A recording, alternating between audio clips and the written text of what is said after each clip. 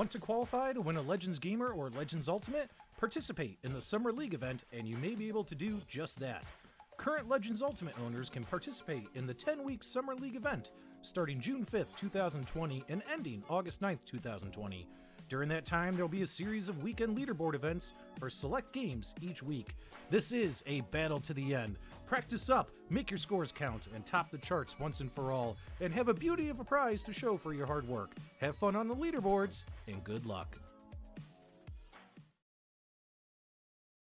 It's late and it's Friday and it's time for the Retro Buzz. Joining me, as always, we're going to get to the one guy later. Mr. Douglas Smith, youtube.com/cooltoy. Welcome, sir. Pleasure as always. Listen, I don't know what's going on. Glenn got here kind of hastily. Bad things. Came in hot. Yeah, I'm really concerned. He's still getting things situated. I'm really concerned about his date. I mean, that's a good thing that he came in so late, right? I mean, that means the date went well. Well, I guess we're going to find out. But in the meantime, we've also got Mr. Daniel Haywood, who this unfortunately will be your last week, at least till the end of July, because you have baseball on Friday. I know, the tear. Oh, but wait. We have the solemn Mr. Glenn Planetomato, Planamato, Planamento. What's going on, Glenn? Yes. Oh, well, I'm sorry I'm so late. It is all my fault that the show was late. I did have a date of sorts, and it was very emotional on a number of levels, and maybe we'll get into it later, but we are pressed for time, and it's my fault. So I don't want to go too much into the Kathleen Kennedy thing right now, but we have a very special guest that, again, I'm going to be all giddy like a schoolgirl again, because I'm talking to someone who I look up to profoundly. We have in the house tonight RJ Mical, who was very influential in the Amiga computer line, the Atari Lynx, which is actually the Epox Handy, or Epox Handy originally, and the, of course, 3DO multi-system. So RJ did a lot of work with all these. You can see they're all over the place. And if you people only knew the tragedy I had getting these out, if you guys know me at all, and you people do know me, I damaged my CoreGraph mini box and my Neo Geo mini box, bringing out my 1200 and my Lynx. So I cried for about half hour. So yesterday was not a good day, but I don't want to talk about that anymore. I do want to introduce RJ right now. RJ, thank you so much for joining us here on the Retro Buzz. Oh my gosh, what a treat this is. Thank you for inviting me. What a treat this is for me. Well, there's so many things I know I'm going to throw at you. I think my co-hosts are going to let me kind of run with this one today. Yes. But I know you initially from the Amiga.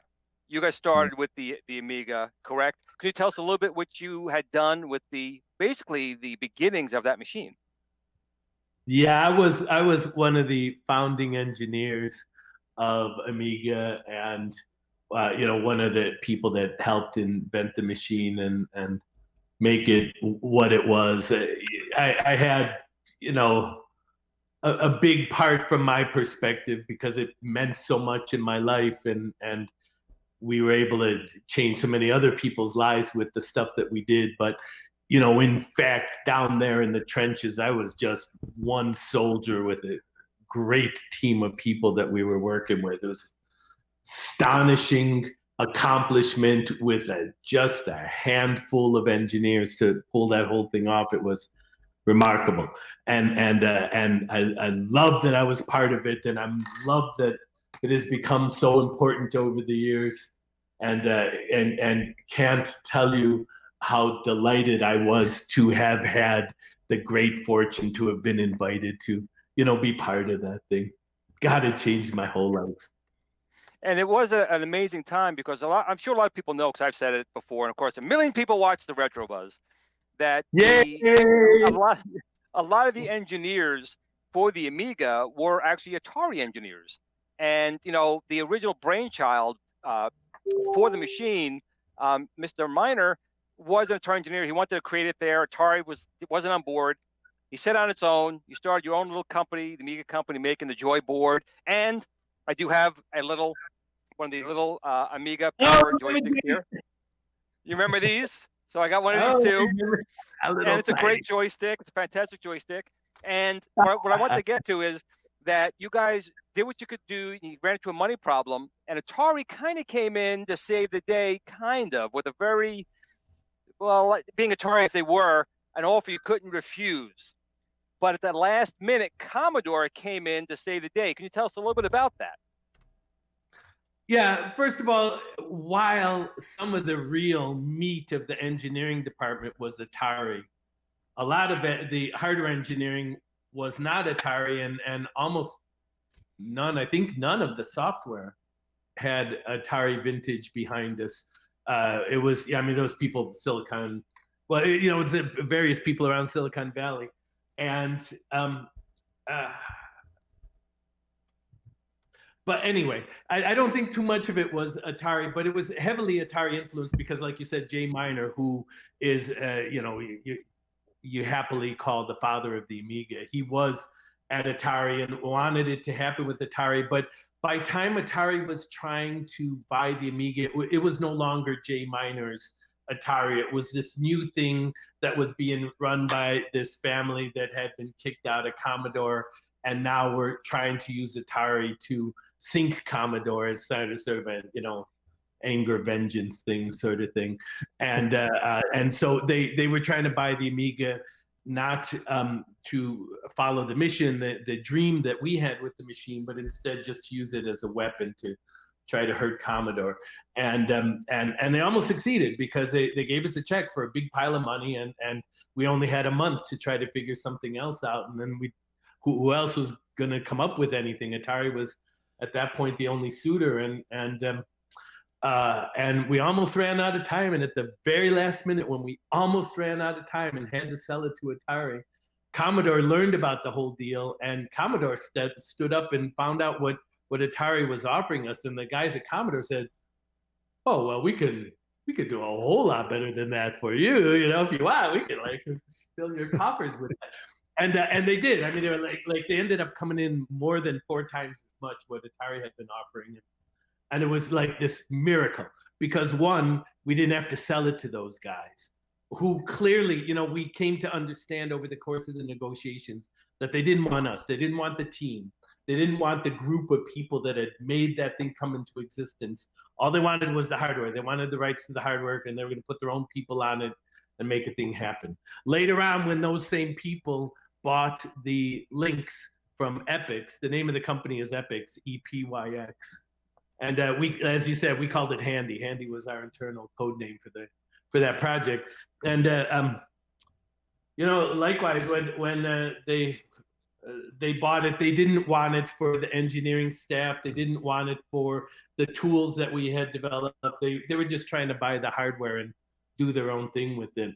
That was to their great loss, because when we did the Lynx, we had an awesome development environment. We had created the most amazing development environment, but when Atari bought it, they didn't want, because we had done it all on the Amiga.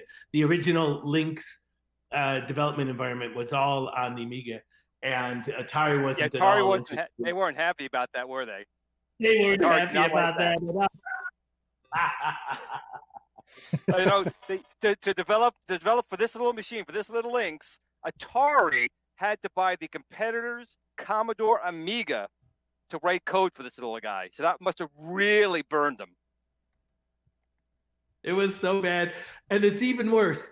And I have to admit, there's a person out there whose name I'm not going to say, but who we did a thing to, and we didn't like it because we liked him. Dave Needle and I both liked him a lot, and I still like him a lot. But there was Atari drove Epyx out of business. Dave and I quit. We told them, you know, don't make a deal with Atari. They're going to drive you out of business. That's what they do. They're going to find a way to drive you out of business. And Epyx said, "Oh, you don't have to worry about it. We're big and strong, and we got great lawyers." And so then Atari drove them out of business. and which we said they would. And after Epix went out of business, they had a business closing sale where they had all the stuff that they were selling. And Dave Needle and Dave Morse and I were already planning on doing this next company, to go off and or maybe it wasn't, the company wasn't defined yet. Maybe we were still just thinking about it. I don't remember what the timing was, but Epix had an awesome copier, and we wanted the copier. And so we went to the auction, to this Epix auction. I don't know if you guys know the story. You might not know the story. So we went to this Epix auction. and we're wandering around the auction, and they've got, all the Epix stuff, chairs and desks and stuff. And they've got this copier, which we want to get. And they've got piles and piles of Amiga 2000s, the development environment that we had put together for the Amiga. And they were, auctioning all that stuff off as well. And we wanted that copier. We didn't need the computers. We wanted the copier. So Dave Needle and I, God, I can't believe it. This is so naughty. Dave Needle and I walked around that auction. And every time we heard anyone talk about the copier, or if they walked up and looked at the copier, Dave and I would also walk up and look at the copier, and we'd start laughing with each other about how bad the thing was and how this copier never worked for a day. It was always broken.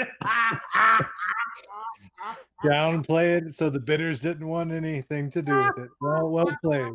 Good strategy.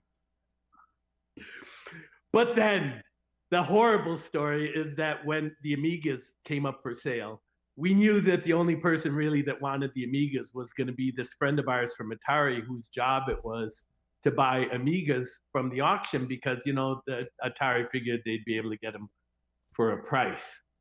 And we knew this. Dave and I knew this. So Dave and I sat there and bid up the price of the Amigas, one after another.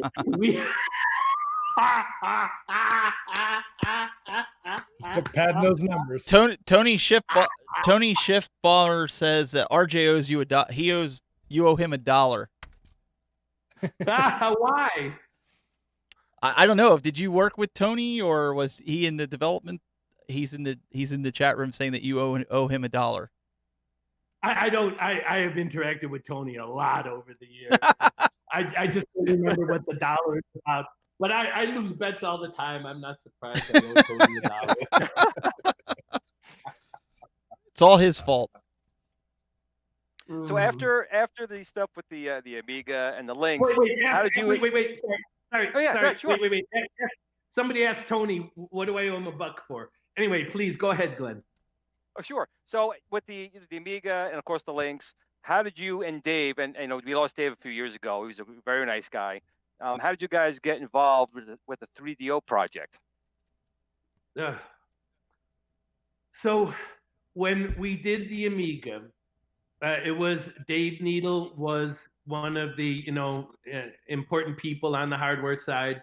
I was one of the important people on the software side, and the entire effort was led up by a fellow named Dave Morse, who was our great fearless leader, had come from Tonka, and he was a great business person, taught me a lot of what I know about business and about managing money and being independent and stuff. Dave Morse was awesome.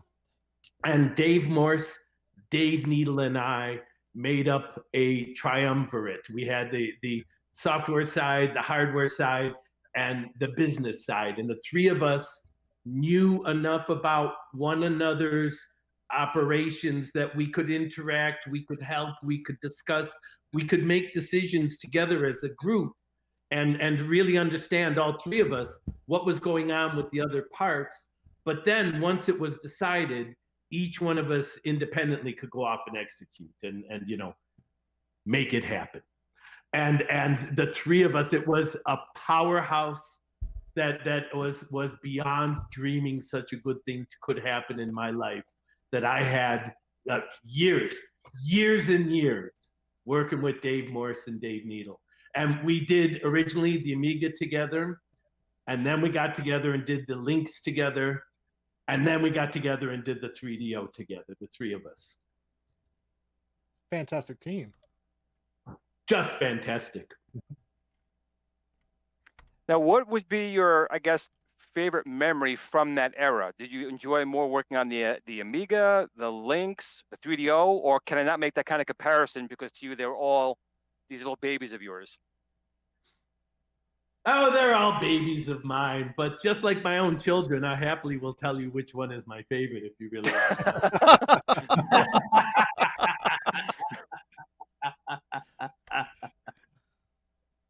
But the 3DO was the best in that we were the most mature. We really understood what we were trying to do and how to do it. Especially Dave Morris was Dave Morris. He was just smart. But Dave Needle and I started out kind of dumb and had to grow into our britches. We had to grow into our shoes. And we did finally, but by the 3DO we really had it together and created the most mature product that the three of us did create together. But it was also the most clinical. The Lynx was my second favorite because it was so wild-haired and just amazing, astonishing that we would just throw a thing like that together and just go make it happen. The Lynx was a nutty thing. The Amiga was my favorite because all of these were wild and wonderful, but the Amiga finally was the one that meant the most to me emotionally. The Amiga was I like to say we were on a mission. I at least was on a mission, and many of my fellow Amigans shared the same thing that we were trying to do, where we weren't we weren't making a toy, we weren't just making a computer. We were trying to change the world, to make the world a better place, a place that was more productive and where people could be more powerful and have tools and graphics and games in their own homes that were big and powerful and enjoyable and for we were aimed the Amiga at the common man. We wanted to make a machine that anyone could use, that anyone could afford, and that anyone could really understand and have a great time with. That was our goal from the beginning. And it's one of the greatest blessings of my whole life that we were successful, that with the Amiga computer we were able to create a machine that touched the lives of hundreds of thousands, if not millions of people profoundly in this world. And that's what we wanted. That's all we ever hoped for in the beginning. All we ever hoped for is that we could make your life better. And I'm on this show now. And part of why this show exists is because the Amiga existed and it kicked us in the butt and moved us in the right direction and stuff like that. And that's something that my co-host, I keep bringing this up to my co-host, that people don't realize that multimedia that we talk about today, that Apple always taunted about multimedia and how Apple was going to change the world. People don't realize that graphic capabilities, sound capabilities, multitasking capabilities, all those things originated with the Amiga. It didn't really exist before this machine came on the market. You weren't doing preemptive multitasking. You weren't having millions of or thousands of colors on the screen. These are all things that you guys forced the industry to see at a great price point. And that's something that the Amiga community today gets so fanatical for a good reason. Because all these other companies, the IBM PC, the Mac, all touting all these capabilities, but it all came from what you guys designed here back in '85 with this little machine and the custom chips that are in here. So tell me a little bit more about that, how you feel that you guys did create all this stuff, but the industry doesn't really even recognize the advances you guys did back in that time frame. Okay.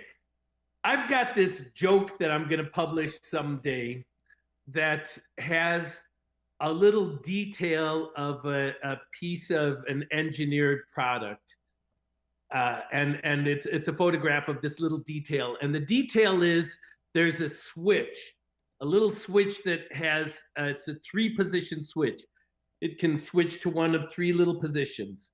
And the 3 positions are labeled 16, 33, and 45. And my joke with that is that 100 years from now, no one's going to know what those numbers mean. No one's going to remember what any of those numbers mean and what that little switch is for. You and I might remember.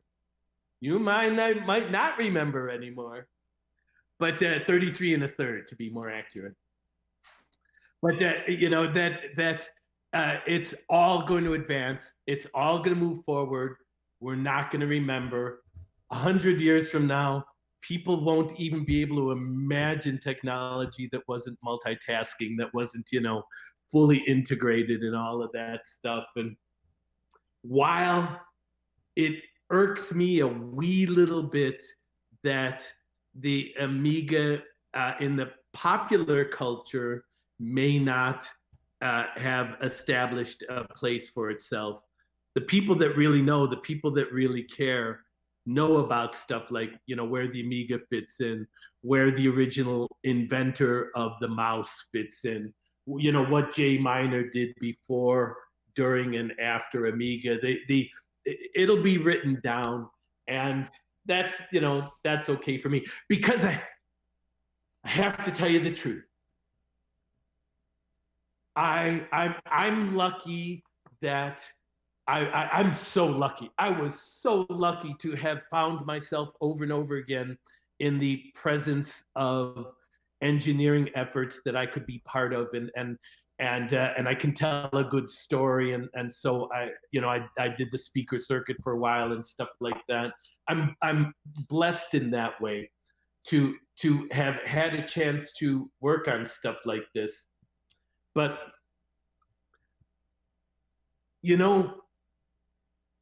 anyone can finally do this stuff. You don't really have to have been a super genius. You just have to have the right stuff at the right moment, and you get to become the part of the history that gets written down. We had the right group of people to do the Amiga, but the Amiga finally didn't have the right marketing and sales department to actually make it happen. I think they had the right sales department. I just don't think they had the right marketing. Definitely the marketing was a shortcoming. But it regardless, it kicked the rest of the industry in the butt, and the rest of the industry had to respond. You couldn't continue to have fake file systems when the Amiga had a real file system. You couldn't continue to have fake multitasking where when the printer hung, your whole computer would hang. When the Amiga didn't have that, when the Amiga had real multitasking where your computer wouldn't hang because the printer hung, unless you were running Workbench 1.0 when everything when anything hung. What a disaster.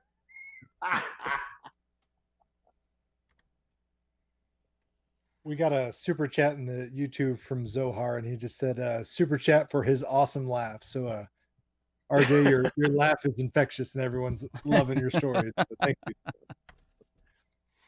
Now, another thing I want to mention here, RJ, is when you had the Amiga team, the Lynx team, the 3DO team, these are not large teams like you have today, right? Were semi-intimate, small teams working on the machines, right? Well, yes. The answer is yes. The Amiga was tiny. I think by time Commodore bought us, the software team had only grown to 10, and we were much smaller than that for the most part. And that included QA engineer and documentation, so it was a small engineering team. And the hardware guys likewise were small. And when we did the Lynx was bare bones. The point of the Lynx was not to create some big fancy console, but to create a dirt cheap little machine. That was finally, that's finally the thing that really sunk the Lynx. This is part of the story that doesn't get told enough. The Lynx that we had designed, the thing that we were going to bring out at Epix, would have been a killer machine, would have swept the industry, because we were going to be able to launch it at a retail of $99, and we were going to have an incredible library of game software available for launch. And the reason we were going to be able to do this was because Dave Needle and this guy Rick Rice, who was just this awesome. We called him Rick Rice, the king of the Far East. We used to call him, because he was our equipment and parts acquisition person. He was our Asia person. He was amazing, Rick Rice, and he and Dave were running the entire hardware operation, and I was doing all of the software. And gosh, I'm sorry, I'm reflecting for a second on Rick Rice. I wonder whatever happened to him. But oh shoot, I lost my place. What was I saying? Oh, we're talking about the $99 Lynx and how it was going to change the industry. Oh yeah, that's right, $99. Because we had someone like Rick Rice on the stick for us to get the price down, and Rick Rice had his relationship with the Far East, and Dave Needle had his relationship with all of the vendors and all of the hardware designers and me. Because of the Amiga, Dave and I both had superb relationships with the software developers throughout the industry, because the from EA to the small little mom and pop shops that developed software for the Amiga, it was, as it was a heartfelt thing. People did it because they believed in the Amiga.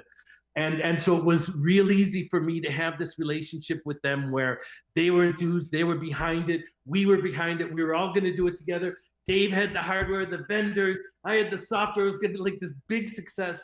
And part of what we knew was going to happen when Atari bought it was the people that were running Atari had this horrible reputation with the software developers, because they didn't pay them, they screwed them, they did all this evil stuff to them. And it was different from the relationship that we had. And then it turned out likewise, the hardware people in Asia had been screwed enough by these guys that they weren't going to step up and have that happen to them again. So what was $99 turned into $129. And what was 24 titles at launch turned into 3 internally developed titles at launch and stuff like that. It was pathetic. The whole thing was pathetic, and the Lynx died because of that, because it was too expensive. And even though it was superior and it had color and all the stuff that made it wonderful, the red eye, because it had all that wonderful capability, it should have won. That machine should have won. Right. The Lynx only came to market about 6 weeks after the Game Boy. The Game Boy launched at about $80, $79. And when I got my launch Lynx, I paid $189. It came at California Games. And from the hardware specs, I mean, there's no comparison at all. I mean, it's like comparing a Model T to a Ferrari. So are you saying that the Lynx you would have had for $99 if Epic still had it, it was the same basic hardware? There was no real difference. It was that same design, but just when Atari got it, they had basically cheesed off so many people in the industry, they weren't taking a chance, and it ended up costing more because of that? Or was the hardware actually a little more simplistic than it turned out to be? The first one that you said, if we were done, and we could now okay, there's two things. One, finally, it would have been a $99 machine. We would have sold it for $99 from the beginning and taken a little bit of a loss on the first 10,000 units or something like that. I mean, honestly speaking, there's production ramp up and stuff like that. The first units we would have paid extra for it. But yes, we would have launched it for $99, and you probably know, your viewers might know, the still to this day, there's a super sensitivity in the US market to that 2-digit versus 3-digit number. If it's 99.99 versus $100, if it's 99 versus 100, that's all you need. That's what my date did to me tonight, actually. And you said you paid $189 for yours? Yeah, see, I could have got it for $99.99, but ended up charging me way more than that. But what are you gonna do? What are you gonna do? So, I mean, that is a shame because the thing with the Atari Lynx, again, it was very advanced. You had 8-person multiplayer. Now, correct me if I'm wrong, because obviously you're the designer. Originally, didn't the Handy have the ability to use just one cartridge and it would download the software over the Comlinks cable? And then Atari changed it to where you had to actually buy a cartridge for every Lynx. Is that a true rumor, or was that not true? So yes, it's true. We had designed a system that would allow you to buy a game once and give a grunt copy, not a copy that would run the whole game, but a copy that would be enough to communicate with the master copy and allow you to play games. So we could be, in a multiplayer game and you just need one person to do it. We play an online game right now, a small plug for Jackbox. Those guys are so awesome. And it's that same model where all you need is one person to buy the game and that person can share it with others. It's just a wonderful model. And we had we didn't build it in. We just had designed it so it could work that way. But Atari rejected him. Surprise, surprise. Yeah. Why sell one game when you can force them to buy 8? Exactly right. Yeah. Pirating Although, is don't best. get me wrong.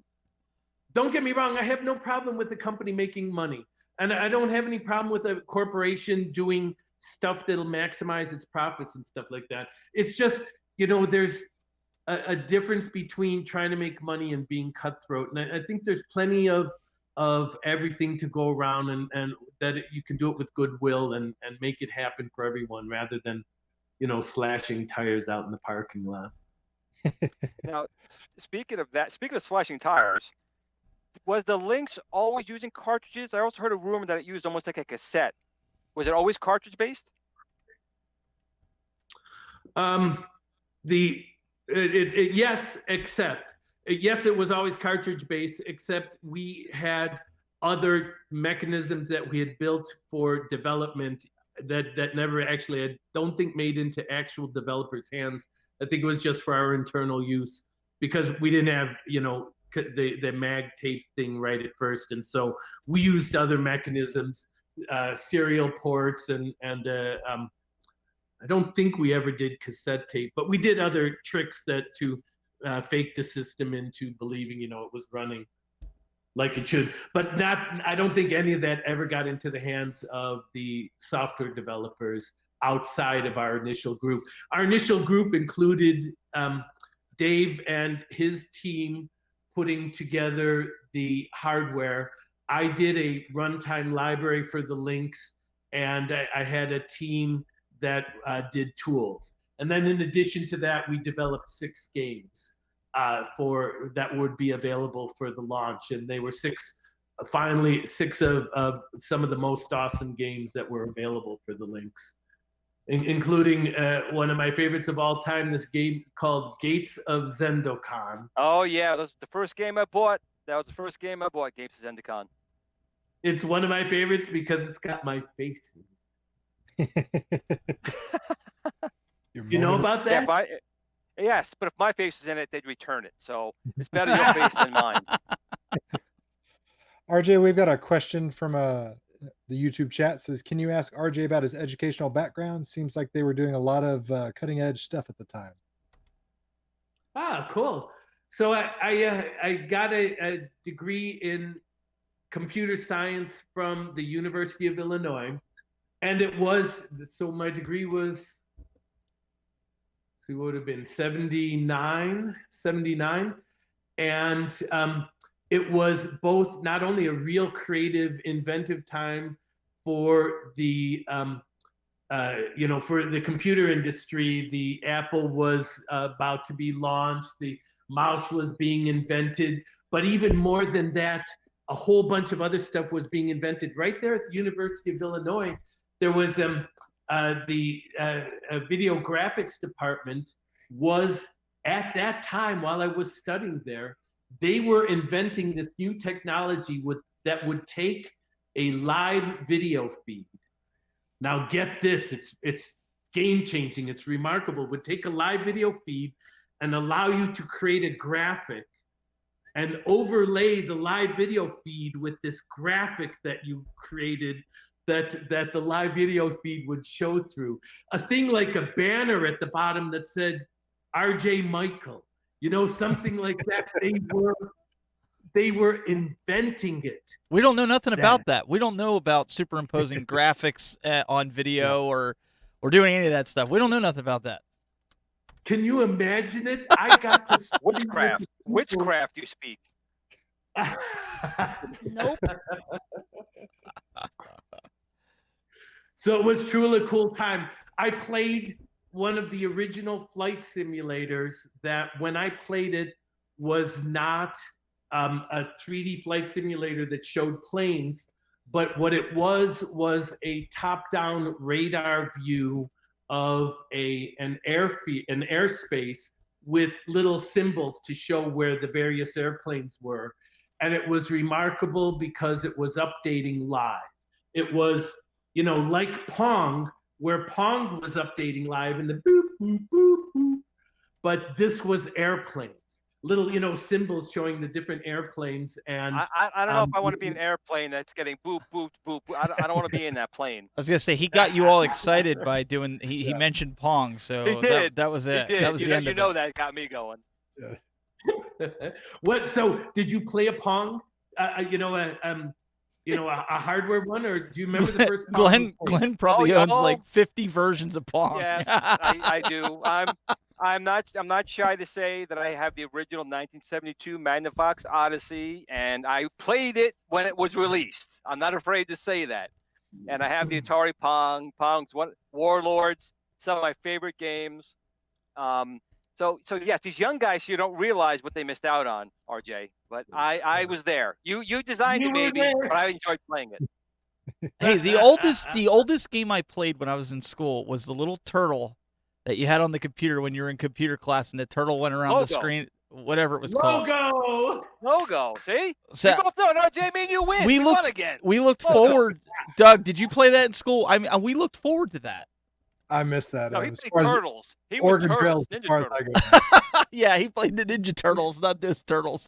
What? And Daniel is gone, right? Nope, Daniel's he's around here somewhere. He's still here. He's listening because he's like, I know Fortnite. Daniel, do you know what logo is? Do you know what logo is? No. No. Not okay. Lego Never logo. played it. It's not a game. It's a kind of a programming language where you learn how to drive a turtle around, and it draws lines on the screen. And it was kind of like an intro language for a lot of people for a while. Correct. The text instruments, TI logo, was very prevalent in the schools. And I was a little old for that, but I do remember other people using it. But RJ, I have another question for you. So you obviously have the Amiga, the Lynx, and the 3DO. Out of each one of those, what's one feature you guys wish you had incorporated at launch? What is something the Lynx should have had that you wanted to have, the Amiga, or the 3DO? What is something you wish they had gotten at launch? Okay. What an awesome question. F and A. I don't know that anyone has asked me such a question before. This is awesome. Okay. The answer is obvious for all of them for me. The first one for the Amiga. Although more money would have been wonderful, so we could have taken longer before we first released it. If we had like an extra 6 months, the first released machine would have been so much better. But that aside, the thing that really killed the Amiga finally was the Amiga was so early that we did memory management in software, but we didn't have a hardware backup. Right, no memory MMU. Software only. And if I could add one thing to the Amiga, it would be memory management hardware. Nice. If I could add one thing to the links, other than not selling it to Atari,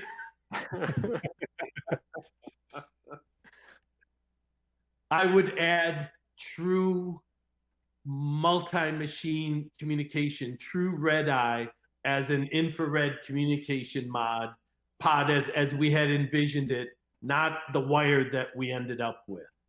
The wire was okay, but not as cool as it would have been if you had a little pod you strapped onto your machine.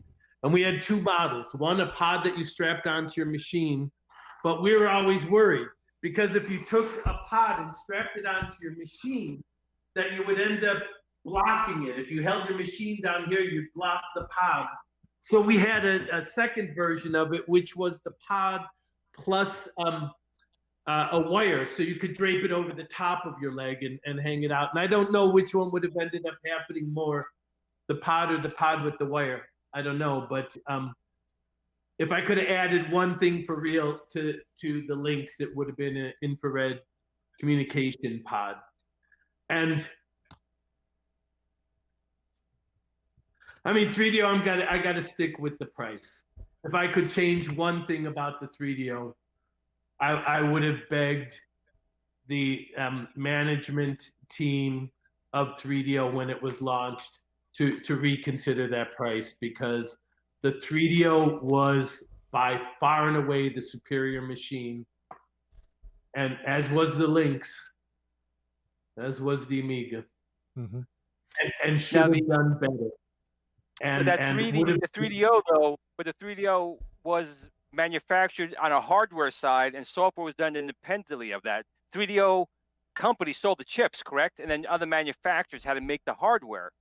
So it was kind of hard for them to dictate pricing on that, right? Okay. Yes, you are so right. And so I'll change my answer, and I will say that I wish I had talked 3DO management into going with a smaller RAM footprint. If we had gone with the smaller RAM footprint, the machine would have cost significantly less. Hardware manufacturers would have sold it for less, and with a smaller retail, and it would have sold more. If they had even knocked 100 off the price, it would have been awesome. If they could have knocked 2 off of the price, it would have been huge. So yeah, I would have lived with a machine with less RAM, and and have smaller, less cool games than like the Amiga did. In the beginning, the Amiga was bare bones with RAM, but everyone wanted the better experience, so they went out and bought a RAM expansion. Right, but with that being said, the Amiga 1000 came with 128 meg of RAM, correct? And it still had preemptive multitasking. Try doing that with a PC or a Mac. 128K of RAM. 128K. Sorry, even I was wrong. And you still had preemptive multitasking. 128K. You're right. I'm killing them. I'm killing them. Yeah. So think about that, people. Think about that. I was even wrong. 128K of RAM on a computer, and it was still able to preemptive multitask. You would buy a fancy 0.5 megabyte RAM expansion pack for the Amiga.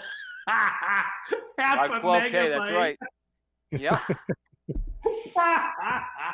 That's how long ago it is. See, even if you forget, people talk about terabytes now and gigabytes. We were talking K back then. It's a huge difference. Cell phones are more powerful. With a single floppy disk of information, that was enough to tear down the world's infrastructure. It was a single little floppy disk, and we're taking selfies that have more data compiled on their image than the entire processing power of these systems back then entirely. My God, so amazing, isn't it? What a different day it was. And today's programmers have no clue. They have no idea what those days were like when you had to pinch pennies like that. Where every byte of storage used to matter. One of the stories I love to tell was when one of the original games that we did for the original Lynx was a game called California Games. And we came in so close to RAM budget, but we were like some 68 bytes over budget with the RAM, with the storage on the cartridge, and we had to find 68 bytes from somewhere, and the graphics engine had a pointer that it was using for the texture for the grass in this hacky sack game where you would kick a hacky sack ball back and forth. And there was this one texture that the artists had created for the grass. And we took that texture out of the game and pointed the graphics engine at our code, pointed it directly into the middle of the code that we had written for the game, because the code kind of looked like grass. It was close enough. And we saved 68 bytes by trimming that, but by having the code show up as the grass texture in the hacky sack game. This is, That's very MacGyver. Yar's revenge. That's very Yar's revenge of you, because all the side work on Yar's revenge is the game code. I didn't know that. Really? Yes, Howard Warshaw, when he wrote Yar's Revenge, had the same problem, had memory constraints. So that multicolored, staticky colors coming down half that screen is him just displaying the game code. Oh my! So you did the exact same thing there. Wait, Wait, Howard! Howard's one of my teach you heroes. something? Did I just educate RJ Mical on something? Wow, Well the done. teacher, the student teaches the teacher. No, the student Ah. schooled the teacher. Giving The Glenn the student business. becomes the master. There you go. You just Now, got there's schooled. definitely one other thing I want to ask, but actually it didn't come from me. It was actually something Doug had said before, but I don't know if Doug remembers. Doug had asked a question, and I said this with all respect. I mean, with all due respect. The Amiga, the Lynx, and the 3DO were, by far, without question, the most Superior. powerful machines of their era. By far. The Amiga had a good 8 to 10-year lead on everyone else. The Lynx had at least a 5-year lead on everyone else. The 3DO had a 2 to 3, maybe 4-year lead on everyone else.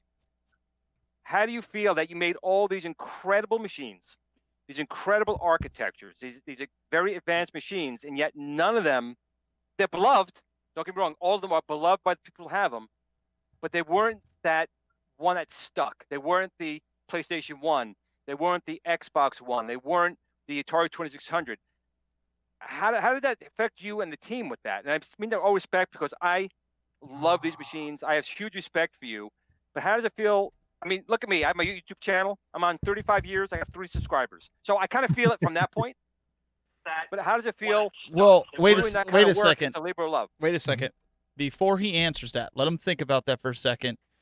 We have a special call-in person right now that would like to say something to RJ.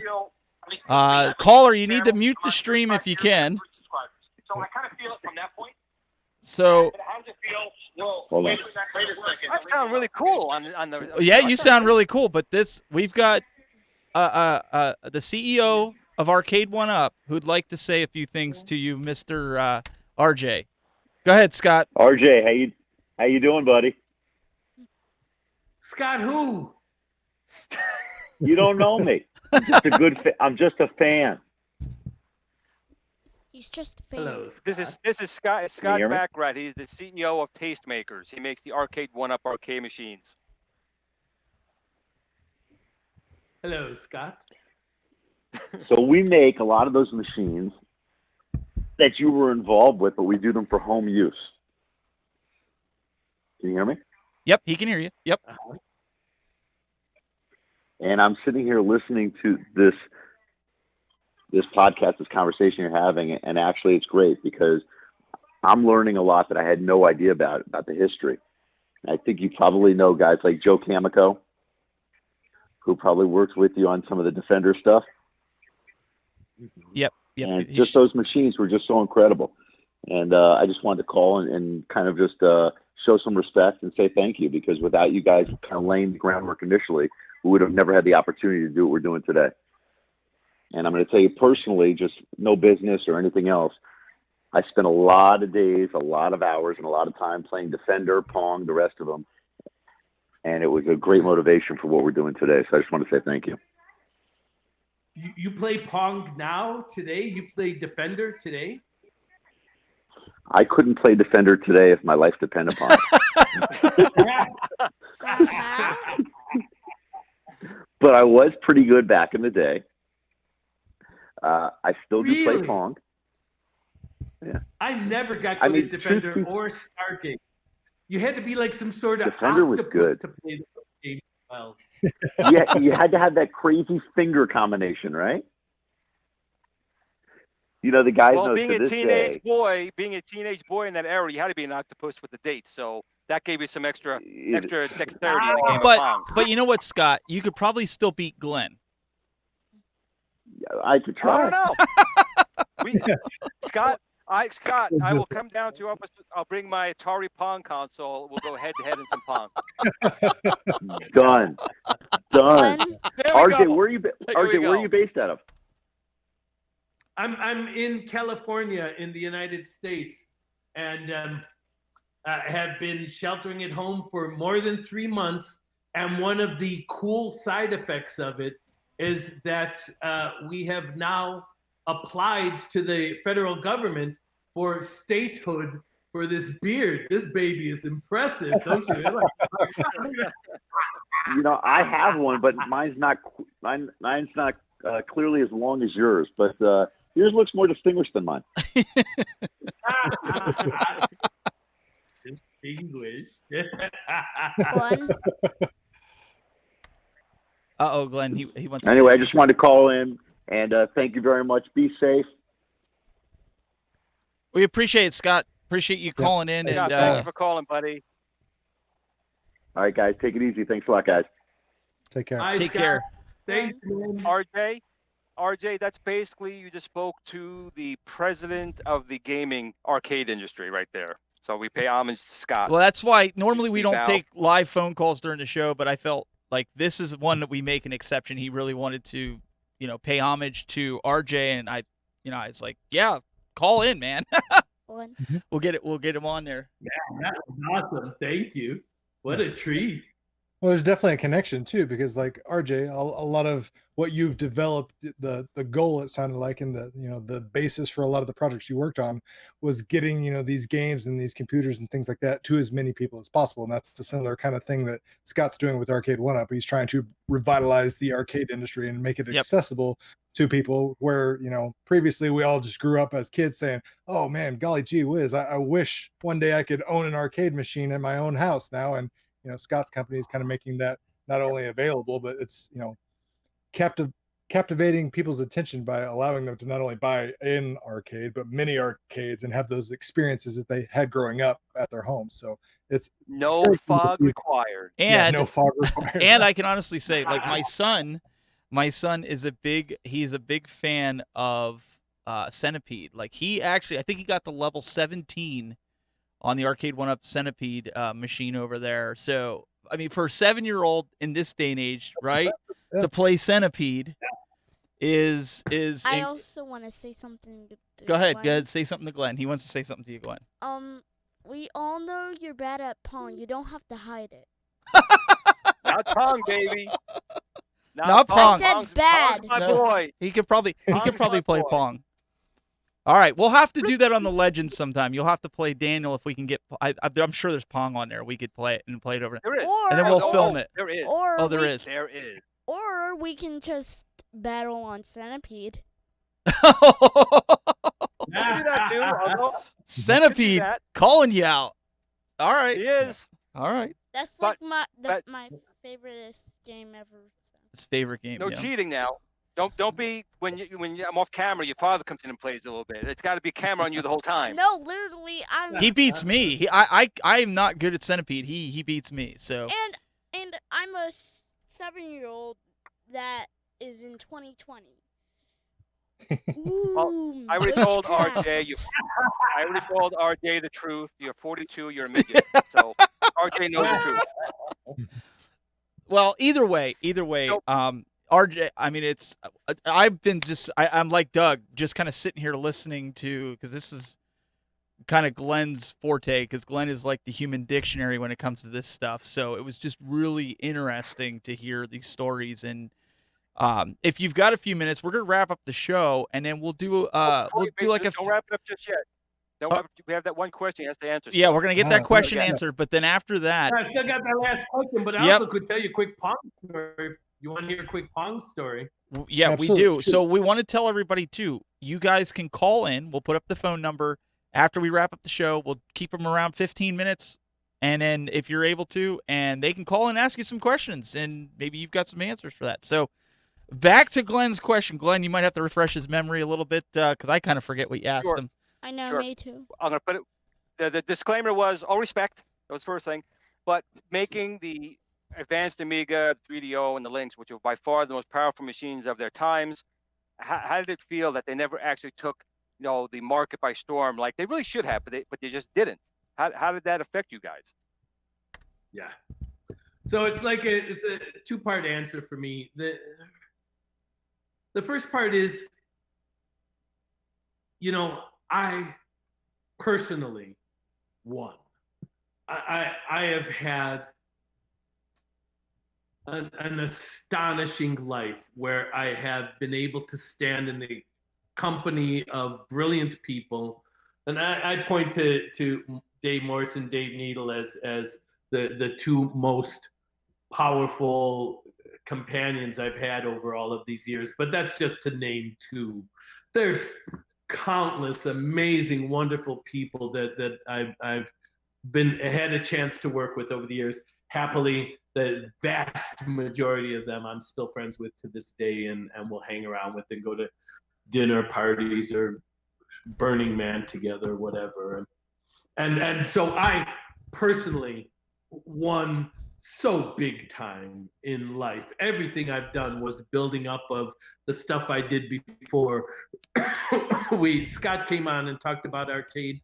I started in arcade before Amiga. I got into Amiga because of the work that I had done in arcade games in Chicago and with Defender and Stargate and Joust and Robotron and all of those wonderful games back then. And Sinistar was my game, and one of them. And Hunger. I hunger. Beware, coward.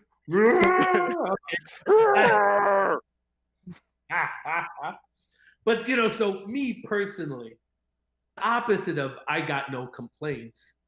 Me, I am who I am today. I get invited onto an amazing show like this to talk about my story a little bit and to share with other people because I was so lucky, because I was able to create such good stuff. And yes, the machines never became 100 million billion sellers or any like Nintendo and some of the other ones did. But I don't care. We were able to create such cool stuff, and I got invited to create more cool stuff, and then I got invited to create more cool stuff. I mean, me personally, it's just been an amazing life. But the other side of it, the second part of the answer, is the more meaningful stuff. We created the Amiga, and we always intended it for it to be a machine that would help other people realize more, become bigger and greater versions of themselves than they might have otherwise. And we succeeded a lot. We have heard so many wonderful testimonials from people whose lives were changed, whose lives were enriched, who found new avenues for expression, new careers to have, and stuff like that. And for me, I mean, that's what we did it for. And I could not possibly ask for more than to have people be happier in their lives because of the stuff that we did, and that's why we did it. Awesome. Amazing. Thank you very much for it. I speak mostly for myself, but as you know, the community is big. My childhood, my teenhood, okay, I was old, my adulthood was really focused on these machines, and my love for them is huge. I really want to thank you for such great memories and current still memories I'm having with the machines now. RJ, thank you. Thank you, Glenn. Thank you very much for inviting me to do this. This has been just a real treat for me. This stuff makes me feel so good. Thank you. Well, we appreciate you being on here, My and pleasure. we'll get in the post show. We want you to tell that Pong story when we get in the post show here. But RJ, again, if anybody wants to get in contact with you, they can head over to your website, mical.org, mical.org. For those listening on the audio version only, you guys can check out his website there. But again, thank you so much for joining us. And I publish a weekly puzzle. If anyone wants to join my puzzle list, please send me an email, rj@mical.org. Be happy to add you to the list. Doug, Stephen, Daniel, thank you very much. This has been a real treat. Absolutely. And we It's also been want an to absolute pleasure to have you. Absolutely enjoyed the stories, and I can't thank you enough for your contributions to the gaming community, sir. So, Doug, what do you got on deck for Sunday? So Sunday, it's going to be a little hidden gems type of thing. So the At Games Legends Ultimate Arcade Cabinet has, over 350 built-in games, and that can be a little daunting for people that are just trying to find some cool games to play. So I picked hand-selected 10 games that I think people should check out that maybe are not as well known, not those big name titles that I think are still really great games that they need to check out. So it's going to kind of be a hidden gems top 10 list for them Sunday. Awesome. Check it out. youtube.com/cooltoy. And my son is happy because 2 of our Ghostbuster action figures have come to this week. We got Stay Puff and the Green Slimer. Ghost. Yep, Slimer. And so mine are in the package. His are out and breathing, and he can't wait for the Ghostbusters to get here. Right? They're cool. Doug calls them the plastic traps. The plastic traps. Yes. Yep, plastic Yeah, coffins. from Yep. the Transformer Decepticon video. Yeah, he watches your stuff. So this will be Daniel's last week, unfortunately, until the end of July. He is in baseball, but we'll But bring on him my back. on my days off, maybe I'll practice Centipede so then me and Glenn could battle. Hey. And Glenn's Awesome. kissing his keyboard. And of course, This is actually my girlfriend. This is my girlfriend, Amiga. I thought it was Atari. no, I'm gonna tell her. You're gonna be busted. youtube.com/gplanamento, not Planet Tomato, but Planamento, and you can see him kissing his Amiga, his Lynx, his Ataris, all that good stuff. Make sure you go check them out. Check out all the official groups, Arcade 1-Up, At Games, and all the other great groups that Glenn patrols over there on Facebook. And Patrols. Whatever. guys, you can find me. Just go to thetechbuzz.net. Everything's there. We really appreciate you guys hanging in with this late night show because of Glenn's date. Glenn, we might be making some changes for next week, so we'll leave that as a surprise for you guys next Friday. We'll return at 6 p.m. Eastern. Make sure you guys subscribe to the podcast, audio and video, and we'll be back next week. For those of you sticking around for post-show, get your phones ready, call in, ask RJ some things. We're going to stick I'll around miss for a little you. bit. And those of you that got to go, I understand. We'll see you next week here on The Retro Buzz.